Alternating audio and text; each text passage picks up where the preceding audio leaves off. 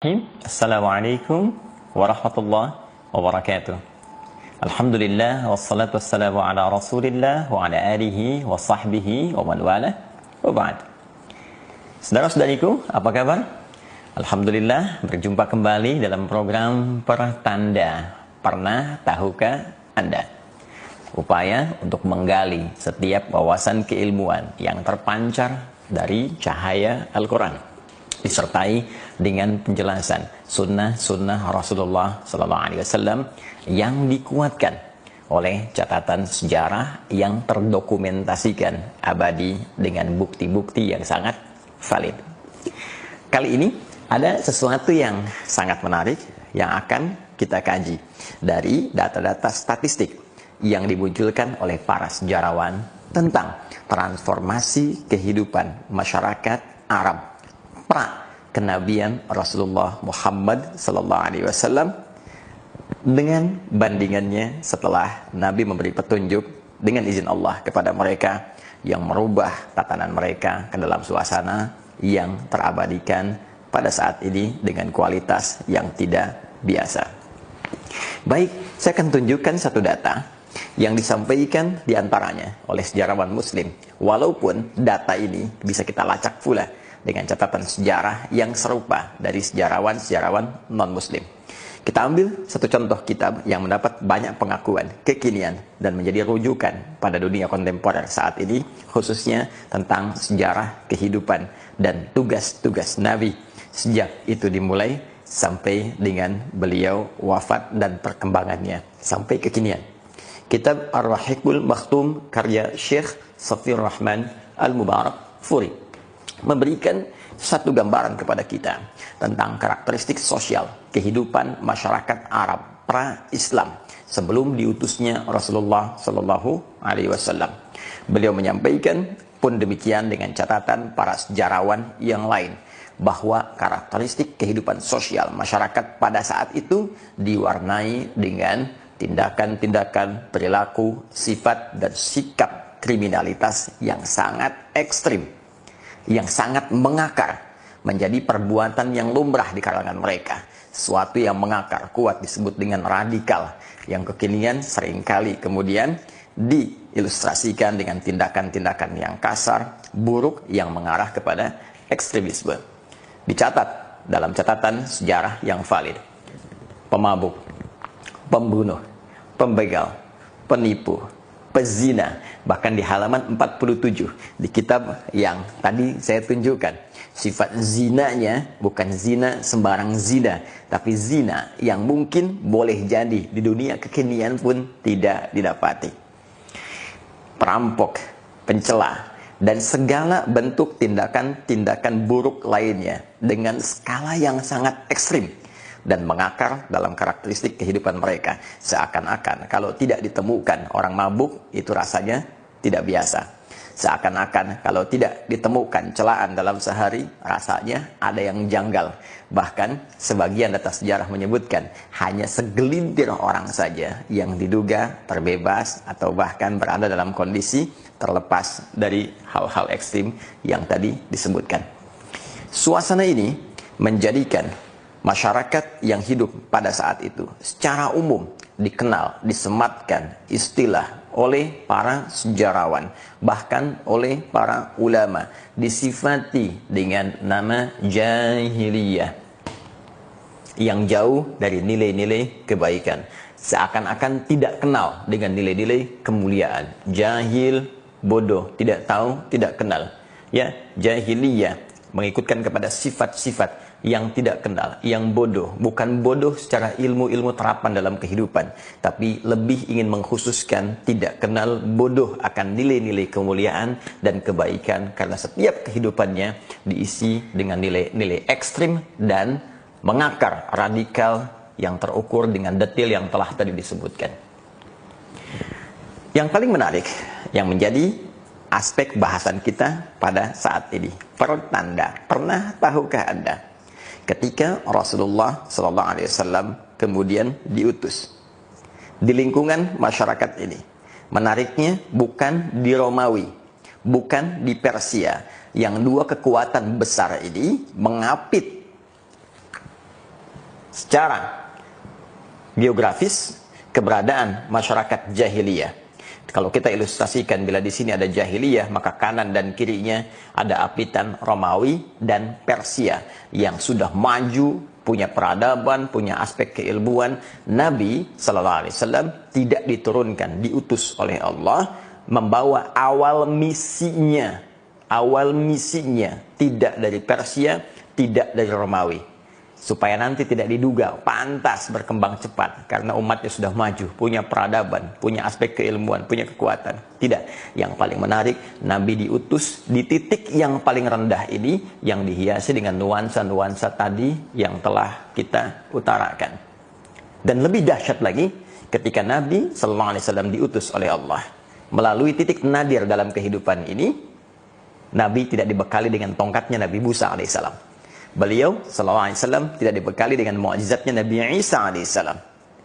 Namun yang dahsyat, beliau dibekali dengan satu petunjuk yang sifatnya abadi sampai akhir zaman, yang segala nilainya, petunjuknya, pedomannya, tuntunannya bisa diresapkan ke dalam jiwa, dimudahkan oleh Allah untuk menghafalnya, dan diberikan jalan untuk menerjemahkannya sehingga menjadi pedoman yang aktual yang bisa memberikan dampak dalam kehidupan.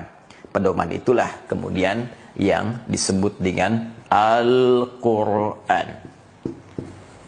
Tepat di bulan Ramadan, di hari Jumat, Allah memberikan pembuka dari Al-Quran, wahyu yang akan mengubah tatanan kehidupan masyarakat jahiliyah dan mentransformasikan mereka menjadi khairu ummah. Iqra bismi rabbikal ladzi khalaq, khalaqal insana min 'alaq. Iqra wa rabbukal akram, alladzi 'allama bil qalam, 'allamal insana ma lam ya'lam. Syahrul Ramadan alladzi unzila fihi al-Qur'an hudan lin-nas wa bayyinatin minal huda wal furqan. Al-ayah. Di bulan Ramadan diturunkan Al-Qur'an oleh Allah Subhanahu wa taala kepada Nabi Muhammad sallallahu alaihi wasallam. 5 ayat pembuka di surah Al-Alaq yang tadi awal telah saya sampaikan. Apa fungsinya? Di Al-Baqarah ayat 185 Allah tegaskan, hudan lin-nas wa bayyinatin minal huda wal furqan. Semua itu didesain, firman Allah ini diarahkan menjadi petunjuk kehidupan untuk semua manusia yang bisa merubah mereka untuk membedakan jalan-jalan keburukan sehingga bisa dipisahkan menuju jalan-jalan kebaikan. Ini yang baik, ini yang buruk. Buruk tinggalkan, baiknya ambil. Yang jika pedoman ini diikuti, Anda bisa berubah dan keluar dari belenggu-belenggu hitam keburukan, ekstremisme, radikalisme, berbagai tingkat keburukan yang menghasilkan kesulitan dan menghadirkan kegelisahan dalam beraktivitas. Anda akan beralih kepada manusia terbaik yang nyaris tidak bisa disaingi dalam kehidupan di muka bumi. Dan dengan perjalanan itulah Al-Quran diajarkan oleh Rasulullah SAW setidaknya kurang lebih selama 23 tahun. Sejak periode Mekah 13 tahun, periode Madinah 10 tahun, dan dahsyatnya dalam periode ini dihasilkanlah manusia-manusia berkualitas yang dibimbing bukan sekedar bisa membaca Al-Quran, tapi juga bagaimana menanamkan Al-Quran ke dalam jiwa. Para sahabat mulai menghafalnya. Para sahabat tidak sekedar membacakannya dengan lisan mereka, tapi menenggelamkan bacaan dari lisan itu, dihujamkan ke dalam jiwanya. Mereka jaga itu semua, mereka hafalkan. Dalam bahasa Arab, sesuatu yang dijaga dengan cara menghafalnya, maka disebut dengan hafidha yahfadh. Dalam dunia kemanusiaan, orangnya disebut dengan hafidh. Hafidh. Hafidh, orang yang menjaga, orang yang menghafalkan sesuatu untuk menjaganya. Bila konteks ini disematkan pada manusia, dia hafalkan, dia jaga. Dan menariknya, para sahabat bukan sekedar menghafal, bukan sekedar menanamkan pada jiwanya, bukan sekedar menjaganya, tapi sekaligus menerjemahkan semua yang dihafal itu dalam bentuk perilaku sesuai petunjuk yang telah diisyaratkan dalam Al-Baqarah ayat 185 tadi. Ketika mereka menghafal ayat-ayat tentang mata yang diperintahkan oleh Allah untuk semua para muslim melihat yang baik saja, menatap yang baik saja, tinggalkan yang buruk, tinggalkan tatapan yang salah. Jauhi pornografi, porno aksi, hal-hal yang jelek, gambar-gambar yang tak layak untuk dihafalkan. Ayat-ayatnya kemudian hadir dalam jiwa. Ayat-ayatnya tersemai dalam sanubari mereka, dipraktekkan tembus ke mata. Sehingga dengan hafalan ini, seorang hafidh, ayatnya akan membimbing matanya untuk melihat yang baik saja. Maka mustahil ada seorang hafidh melihat hal-hal yang buruk. Pun demikian, ketika ayat telinga mulai dihafalkan, tembus ke jiwanya, maka ayat itu akan memberikan sebuah gelombang bimbingan iman kepada telinga ini untuk mendengar yang baik-baik saja. Demikian ke lisan sampai ke ujung kaki. Puncaknya, seorang hafidh, seorang yang bisa menghafal Quran dengan benar. Hafalan itu diterjemahkan dalam bentuk perilaku. Baik itu 1 ayat, 2 ayat, 3 ayat, 1 juz, 2 juz, ataupun 30 juz. Anda tidak harus dituntut untuk menghafalkan 30 juz. Tapi yang diinginkan oleh Al-Quran, setiap ayat Al-Quran yang kita baca, kita hafalkan, kita terjemahkan dalam bentuk perilaku. Jadi, apapun Anda. Di zaman Nabi, ada banyak pengusaha setipe Abu Bakar As-Siddiq, Uthman bin Affan, Abdurrahman bin Auf radhiyallahu taala anhum jami'an. Semuanya berusaha menghafal Al-Quran, menjadi hufadz, menjadi hafidh, dan menerjemahkan hafalan itu dalam bentuk perilaku. Apa yang terjadi? Mereka sukses, asetnya banyak, dan tetap tidak meninggalkan nilai-nilai kebaikan. Ada Khalid bin Walid, ada Umar bin Khattab, ada Amr bin As. Jangan diragukan bagaimana kualitas kepemimpinan militer mereka. Bisa menaklukkan Persia, bisa menaklukkan Romawi. Kekuatannya dahsyat, ahli strategi. Tapi tahukah Anda, mereka pun penghafal Al-Quran. Ada dosen, pengajar, ahli ilmu seperti Ali bin Abi Thalib, Abu Hurairah. Jangan diragukan bagaimana dahsyatnya keilmuan mereka. Tapi mereka pun hafidh. Ada arsitek seperti Salman Al-Farisi. Jangan diragukan bagaimana arsitektur beliau ketika membentengi kota Madinah dengan membuat parit-parit itu. Yang sekarang kemudian namanya bahkan dikenang dan diabadikan dengan nama-nama tertentu. Bahkan menjadi nama masjid dari sebuah kampus yang sangat fenomenal. Bahkan menjadi inspirasi dari satu bagian-bagian institusi dengan namanya untuk menunjuk keilmuannya, kedahsyatannya. Tapi jangan pernah Anda lupa. Pernah tahukah Anda bahwa mereka semua ahli Al-Quran? Mereka semua hafidh. Dan yang paling dahsyat, sampai sekarang namanya abadi. Sejarahnya enak dilihat. Tampilannya nyaman diamati. Dalam bahasa singkat, mereka good looking. Hafidh, good looking. And they are not radical. Mereka bukan golongan radikal. Mereka bukan golongan ekstrim. Dan mereka mampu bertransformasi menjadi pribadi hebat yang berkontribusi dalam membangun kehidupan di tempat yang mereka pijak. Jangan pernah lupa bahwa di antara mereka menyebar ke seantero bumi. Ada yang sampai kemudian ke wilayah Asia jauh, sampai ke timur, bahkan ke Nusantara, bahkan ada yang sampai ke Cina, ada yang sampai ke Afrika, ada yang sampai ke Eropa. Semua sejarah membuktikan setiap langkah dan tinggal mereka selalu memberikan kontribusi positif di tempat mereka hadir. Jangan lupakan Negara Kesatuan Republik Indonesia. Bukankah saham terbesarnya adalah dari para ulama yang berjuang dengan rasa cintanya kepada negeri ini? Dan tahukah Anda, bukankah para ulama itu ahli Al-Quran? Bukankah mereka mendalami Al-Quran? Bukankah mereka mempraktikkan Al-Quran? Dan panggilan untuk mengorbankan nyawa, darah yang mengalir, kafan yang membalut jasad mereka di kemudian hari. Sehingga dengan darah dan kafan itu menjadi merah putih. Tahukah Anda, apa yang membuat mereka kemudian tergerak untuk melahirkan resolusi jihad, untuk membantu memerdekakan bangsa ini, dan cinta yang sangat dalam? Bukankah itu perintah Quran mereka? Bukankah itu perintah Quran mereka? Itu perintah Quran kami. Itu perintah Quran kami. Itu perintah Quran kami. Dan perintah Quran ketika sampai kepada jiwa, kita jaga, kita terjemahkan, itulah hafidh. Kapan kemudian keadaan boleh berubah? Kapan kemudian ekstremisme mulai muncul? Kapan kemudian radikalisme mulai tampak dalam kehidupan? Yang paling mudah untuk diamati, semua itu terjadi ternyata ketika nilai-nilai Al-Quran semakin ditinggalkan. Jika Anda membaca Quran dengan benar, tunjukkan kepada saya di titik mana Anda temukan kekerasan dalam Al-Quran, di titik mana Anda temukan bimbingan ekstremisme dalam Al-Quran, di titik mana Anda temukan keburukan dalam Al-Quran. Jangankan tindakan yang sangat kasar, untuk melihat yang tak baik saja tidak diperkenankan. Maka Anda bisa bayangkan, jika pejabat ini hafidh, dia akan mustahil melihat catatan-catatan yang salah, melihat angka-angka yang keliru. Untuk lihat proyek yang salah saja tak mampu, apalagi menggerakkan tanda tangannya untuk bisa menitikkan catatan jemarinya membuat sesuatu yang salah. Jemari orang yang sholat, telunjuk orang tahiyat, mustahil dipakai berbuat maksiat. Bukankah saat sholat itu Anda sedang meniti menjadi hafidh? Bukankah Anda menghafal Al-Fatihah? Bukankah Anda menghafal beberapa surah dalam Al-Quran? Bukankah Anda menghafal beberapa doa yang Anda bacakan dalam sholat? Kalau Anda memang sholat, Anda menjadi hafidh yang sesungguhnya, maka Anda akan menjadi pribadi mulia. Karena itulah ketika kita sholat, Allah memberikan statement, jika sholat Anda benar, inna sholata tanha anil fahsya wal munkar. Sungguh, sholat yang benar ditunaikan akan mencegah dari segala perbuatan buruk yang mungkin tampil dari pribadi seseorang. Apalagi itu menjadi ekstrim, bahkan radikal. Dari sini, jika nilai-nilai Al-Quran mulai ditinggalkan, nilai-nilai Al-Quran mulai pudar, mulai dijauhkan, maka musibah akan terjadi dan terasa tindakan-tindakan buruk ini dalam kehidupan kita.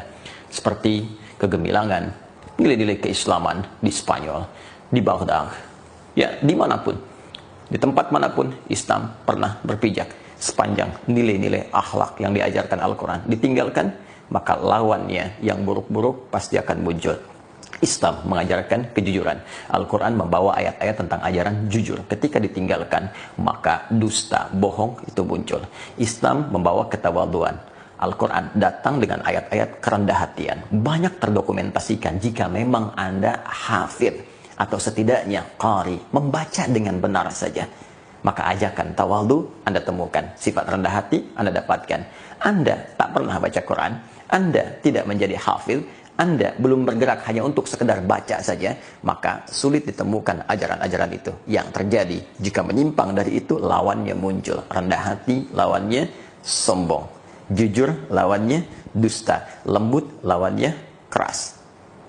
Karena itulah Nabi SAW ketika diperintahkan menyampaikan isi Al-Quran, mengajarkannya, mempraktekkan bersama para sahabat, Allah Subhanahu wa Ta'ala langsung memberi pengakuan dengan menghapuskan sifat jahiliyah yang melekat pada masyarakat Arab dengan turunnya Quran surah ke-3 Ali Imran ayat 110. Kuntum khaira ummatin ukhrijat linnas ta'muruna bil ma'ruf wa tanhauna 'anil munkar wa tu'minuna billah. Kalian adalah umat terbaik, sekelompok manusia terbaik yang pernah hadir di bumi, yang pernah dilahirkan dan beraktivitas di bumi. Apa di antara bukti kebaikan itu? Kalian selalu mengerjakan yang baik-baik dan meninggalkan bahkan mencegah pada setiap hal yang tidak baik dengan didasari dasar iman kepada Allah Subhanahu wa Ta'ala. Iman kepada Allah lahir dari nilai-nilai keyakinan yang matang, nilai-nilai keagamaan yang kuat. Karena itu negara kita menyantumkan nilai-nilai keyakinan, keagamaan, bahkan menjamin itu semua. Di antara tujuannya agar melahirkan orang-orang baik dalam kehidupan. Negara menjamin kemerdekaan tiap-tiap penduduk untuk memeluk agamanya masing-masing dan beribadah menurut agama dan kepercayaannya itu. Pasal 29 ayat 2. Jika mengkaji Al-Quran, mempraktekkan Al-Quran, menjadi hafidh adalah bagian ibadah. Bagi saya, Anda, kita, umat Islam, maka menjadi hafidh dijamin oleh negara. Menjadi ahli Quran dijamin oleh negara. Mempraktekkan Quran dijamin oleh negara. Dan dengan jaminan itu, berharap kita semua bisa mengamalkan isi Al-Quran dengan benar, sehingga tampil lebih elegan, good looking. Menjadi aneh jika berinteraksi dengan Al-Quran, menjadi seorang hafidh, menjadi sebuah persoalan. Ini menunjukkan ada yang salah dalam pemikiran dan ada yang bertentangan dengan nilai-nilai yang telah terbangun dan diabadikan dalam data sejarah dan diakui bukan hanya oleh muslim tapi juga non-muslim. Karena itu, pernah tahukah Anda menjadi hafidh akan selalu identik dengan good looking dan selalu akan terbebas dari perbuatan radikal. pesan kami, jika ada orang-orang yang mengajak pada perbuatan-perbuatan ekstrim, radikal, yang tidak dibenarkan oleh isi Al-Quran, walaupun dia mengklaim dirinya hafidh, hafal Quran, dan seterusnya, jika mengajak pada perbuatan buruk yang bertentangan dengan Quran itu sendiri, sesungguhnya dia bukan hafidh. Sesungguhnya dia bukan ahli Quran. Karena hafidh yang sesungguhnya sudah pasti good looking, enak dipandang, enak dalam beraktivitas, good attitude, attitude-nya bagus, perilakunya mulia, dan jauh dari nilai-nilai kekerasan. Pernah tahukah Anda? Subhanakallahumma bihamdika, asyhadu an la ilaha illa anta, astaghfiruka wa atubu ilaik. Assalamualaikum warahmatullahi wabarakatuh.